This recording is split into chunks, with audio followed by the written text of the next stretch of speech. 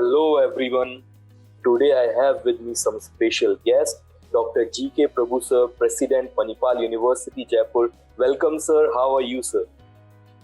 Okay, so first of all, thank you very much. And it is my pleasure to interact with you on behalf of the Manipal University, Jaipur. Thank you sir. Sir, please give me the permission to give a small introduction about you sir. Okay. Professor Dr. Gopal Krishna Prabhu, President Manipal University, Jaipur, has been associated with the Manipal Group for over 2 decades in various academic and leadership positions. Dr. G.K. Prabhu obtained his bachelor's degree in electronics and communication. He did his engineering from BIET Mysore University, MTech degree in biomedical engineering from Manipal Institute of Technology, and his PhD from Indian Institute of Technology, Madras. He joined the MIT Manipal as lecturer in the Department of Electronics and Communication Engineering in 1989. Since then, he has served the institute in various capacities such as head of the Department of Biomedical Engineering, Associate Director of Research and Development and Director of MIT. He has also served as Deputy Registrar in Technical Part, Registrar and Pro-Vice Chancellor of Manipal Academy of Higher Education. He was honored with the National Accolade Shri Shyam Lal Saxena Memorial Award from the National Academy of Medical Sciences for his best published work in biomedical engineering in 2007. As Director MIT Manipal, he has led several student-focused initiatives, including initiating the upgradation. His open-door empathetic approach and management style continue to win him admiration and plaudits from his colleagues, faculty, staff and students. For his several achievements and his contribution to the local community, the district administration has honored him the Udupi District Kannada Rajyotsava Award 2017. Above all, Dr. Prabhu is known for his meticulous approach, commitment to the causes he stands for, and the ability to execute the best possible action plan, keeping in mind the ideals, vision and mission of the organization. Thank you so much, sir, for coming, and how has been your journey till now, sir? Okay. Thank you very much. I will just start with the question, sir. So my first question, being an esteemed dignitary of Manipal University, Jaipur, what is your philosophy of leadership, sir? How would you describe your leadership style? Okay, so basically the leadership is the facilitator. All the leaders must think that they are the basic facilitators. And whenever our team has some kind of problems in their approach, in their movement, we must remove the roadblocks, which they cannot. And the another part is we need to delegate the work, which is a routine for me as a leader, but for them it is a learning part of it. And whenever they do something great work, we need to give the full credit for them. And in case if they are not in a position to achieve it, so we need to encourage and inspire them to work without any kind of a feeling of the failures. And yes, even our Prime Minister was also mentioning, Prime Minister is a Pradhan Sevak. So maybe a Vice Chancellor of the whole university is nothing but it is a very important worker and facilitator and take people along with us. So that is the philosophy of the leadership. Not only me, the whole group of Manipal is showing that kind of, the philosophy in the execution. Thank you, sir. Sir, talking about the education systems, sir, it's a bit different in India and foreign countries, structure-wise. Sir, in your experience, what can be an inbound student gain from studying here in your university? Yes, we understand that the structurally they are different, and in the foreign education, although I haven't gone through the experience, but I went through their curriculum, their methodology and all. They are very, very systematic in approach, both in teaching, learning and evaluation. So to some extent, a majority of the universities, even in India, are also now following the same pattern. But here and there, a little bit about uncertainty will also be there in the whole process. Although I do not advocate the uncertainty, but this uncertainty to some extent are also very important, because in the whole life, when the life scenario, everything is not systematic, everything is not being defined. So to some extent, if there is any uncertainty, how to handle these kind of a situation, if the students know in their student life, to some extent that will also be useful and give that confidence and competence when they jump into the real life problem. The another very important state of an Indian education is there are the situations in India is an entirely different when compared to the Western worlds. So the domain knowledge and the kind of the problems that we have it, I think as an Indian university, we need to inculcate that in the teaching learning, and which we are doing it.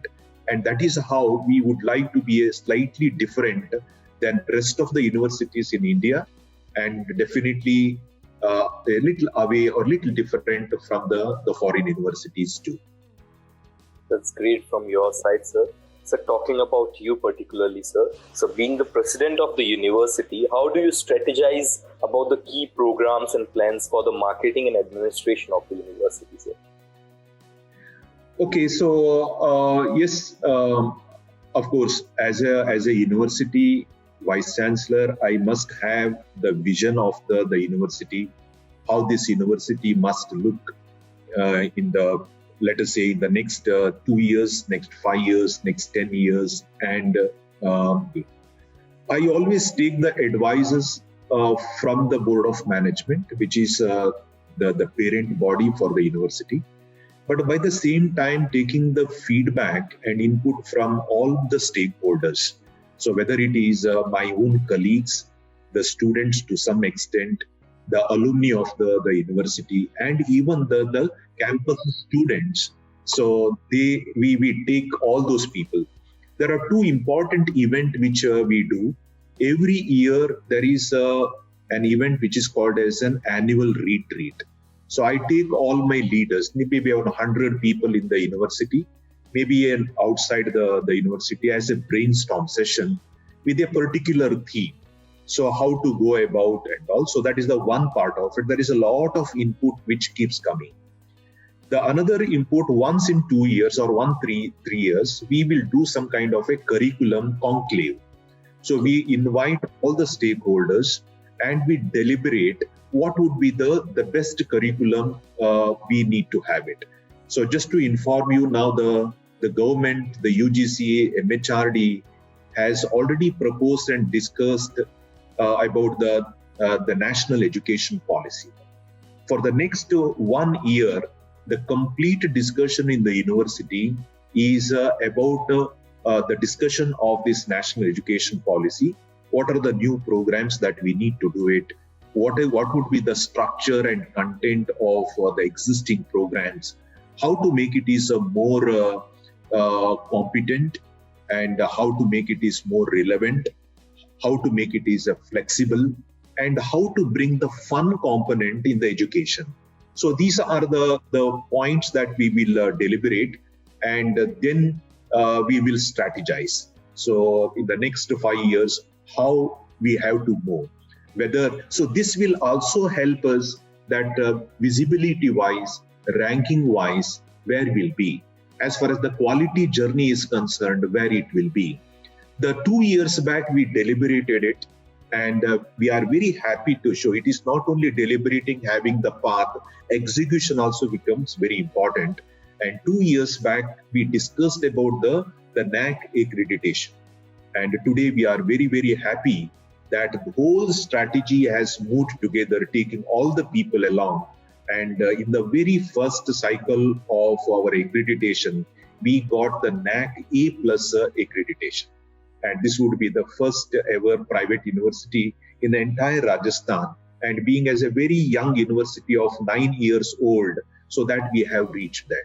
So maybe moving forward, how to climb the NIRF ranking would be the strategy, along with the curriculum revision and what is the new programs development, number of students that we would like to have in our campus, and etc. So, in my opinion, taking all people together, understanding the strategy, and then moving forward with a very professional approach in the execution will definitely achieve the university's goal and vision. Nicely explained by you, sir. So talking about you particularly, sir, so when you first started working on the university, means what was your vision for the university and has it evolved over time? And how far along in implementing that vision are you, sir? Okay, yeah, so although I'm with the group from the last 30 years, okay, so the Manipal group work, and I am very happy that I am also an alumnus of MIT Manipal for my post-graduation program. So after working about 30 years in main Manipal in Karnataka, so this opportunity was given to me to head this campus in Jaipur. So I came here as the Vice Chancellor of the Manipal University, Jaipur. The university was doing very well, absolutely no problem. Such a beautiful infrastructures that we have, and number of students are also growing very high, and very good quality faculty that we have, very vibrant students, pan-India presence that we have it. So one thing which was we thought, and what are the few things that which we wanted to do it. For all the engineering programs, the first thing what we did is we applied to the AICT and got the recognition of AICT for all the engineering program, and that was the first the milestone that we have achieved. The second milestone that we was the NAAC accreditation.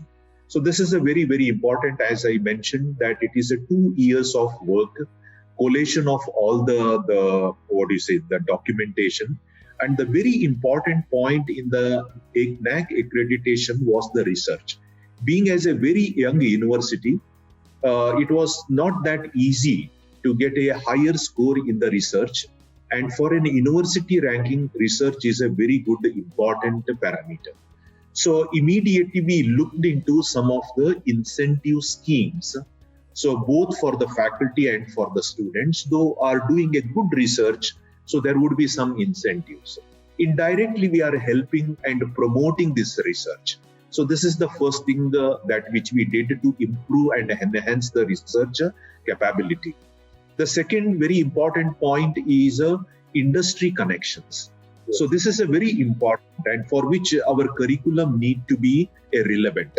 So we invited many industry people into our organization as an adjunct faculty. We took their input to revise this curriculum, which will be very helpful for the students to get a competent engineers or competent graduates. The third very important point is students, we are here not only to create the graduates. Our important aim is to create the fine graduates. How this fineness will come? Fineness will usually come by creating an holistic development atmosphere, for which there is a lot of learning which happens outside the classrooms, and for which we need to have a very structured student clubs, student activity centers, experiential learning, projects, sports, and a lot of other activities, even music, drama, humanities, theater works. So these are the activity will create the fun part, and the student will develop an holistic development, which we did it. So today, more than 50 of the student clubs are active in the campus. So in the evening, out of the class hours, students are very happy in engaging them. So internationalization is also a very, very important. So more than about 80 overseas university, we have these collaborations. The student mobility for a short period or for a semester, we have developed this. So multiple of these activities we formed in the last 2-3 years, and this really helped in moving forward the NAAC accreditation A+. And now the problem and the challenge for us is a further growth. Yes, to some extent we have achieved, but I don't claim that whatever the vision or the aims that we have, it is 100% that we have achieved. No, there is a lot of things to be achieved, a few failures, but we will understand, take the learning and move forward. Yes, sir. If you have already given me the answer of my next two questions, and that is the quality of a leader, that they have already analyzed that what next question will be coming to them, and that's great from your side. So, talking about your collaboration with 80 universities across India, sir. So, what do you see as that? What biggest challenges will come, both for higher education in general and for your university specifically, sir? After the pandemic, the situation has changed, sir. Yeah. So, yes, this pandemic has created some kind of a disruption in the higher education system, not only higher education, in the entire education system, both in the school, primary, as well as in the higher education system. Because the mode of delivery of the content is different. So, my major challenge is now meeting the student expectation, number one, and also training my teachers to unlearn the old conventional technology and adopt to the new technology and this mode of delivery. So these are the major challenges that we have it. Students are very tech savvy, no doubt about it, and we need not teach them how to use the technology. That is not the part, but the important part is even for a teachers like me, even these interviews are now it is happening on an online mode. Yes. So for most of the teachers like me, the natural habitat has gone. I would be a conditioned or a good teacher when I see all my students and their faces. By looking at them, that I will get enthusiastic, energetic. But today, I may have to teach the same group of students, but by not seeing them, but seeing my own face inside the camera. So facing the camera, it's a big challenge for me because I'm not an actor. Not the teaching is a performance.